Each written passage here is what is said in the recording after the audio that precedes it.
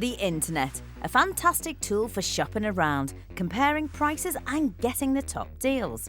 But beware, when you use a search engine, the names that come up first aren't necessarily the best, at least when it comes to value. This is certainly true if you're looking for one of these, the European Health Insurance Card, or EHIC. It covers you for medical treatments when travelling within Europe. And you can apply for one through this government website for free.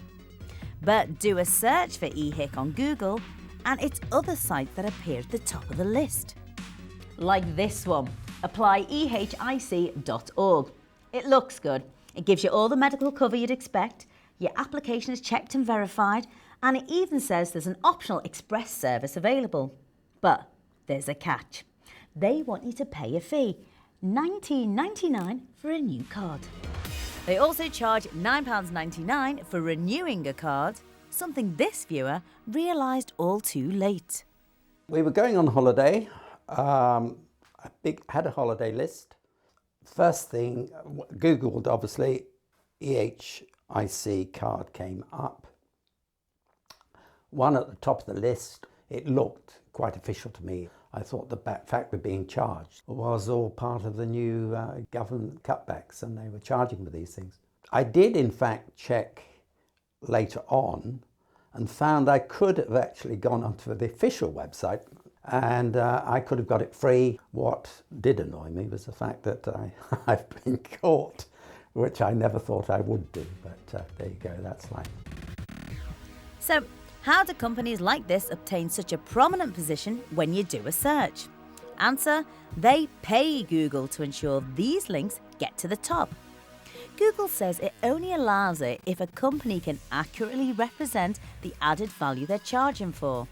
So, what was the supposed added value that Ian was paying for? EHIC application checked and verified. Hang on. Surely they can only check against the information you provided them in the first place. Our service accepts applications 24 hours a day, 365 days a year.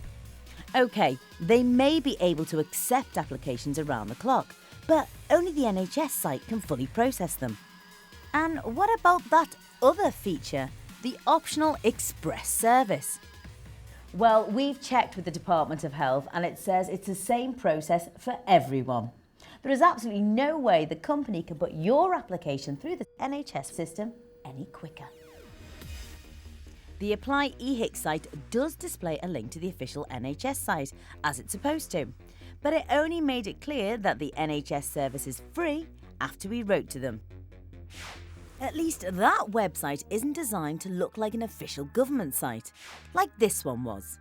Direct driving test. They'll book your theory test for £51 and your practical driving test for £82. Problem is, they should both cost £20 less. My driving instructor said that I was ready to book my test, and I went online and Googled driving test and how to book it, and it was the first one that came up, and I clicked on it and it looked just like the government's website, like the orange banner at the top like most of them do, and the arrow, and it was out to book your driving test. It was called Direct Driving, and obviously most of them are called directgov.uk, so I thought it was that one, and it wasn't. It was £20 too much. So what exactly did you get for your extra £20? Hassle-free booking, secure payments and same-day confirmation, which is exactly the same as the official Driving Standards Agency told us they offer. As for the 24/7 service that Direct Driving boasts, well, again, they can take the booking, but only the official government agency can process it.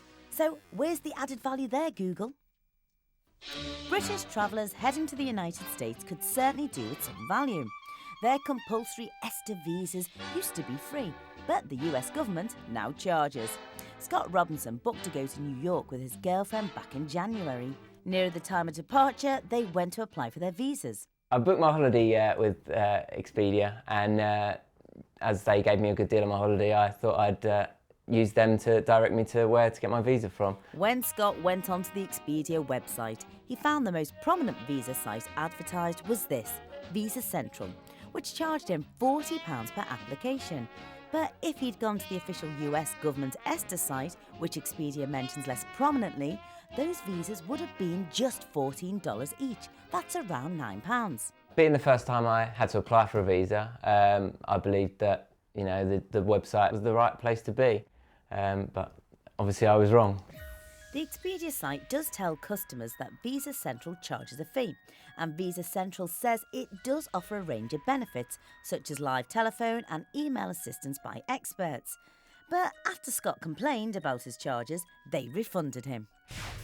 So, websites that charge for a service when you can get it for free. Websites designed to look like the official ones. And websites recommended to you by trusted brands even though they charge you more than you actually have to pay. Next time you click for one of these services, beware.